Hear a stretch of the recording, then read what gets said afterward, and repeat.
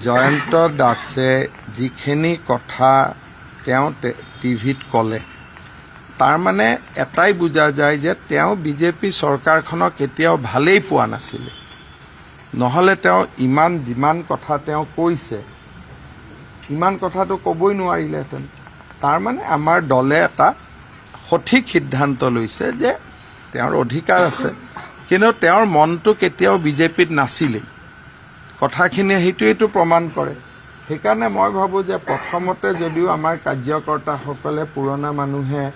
কেতিয়াবা প্ৰতিবাদ কৰিলে বেয়া পালে মনটো বেয়া কৰে কিন্তু তেওঁ টেলিভিশ্যনত যিখিনি কথা ক'লে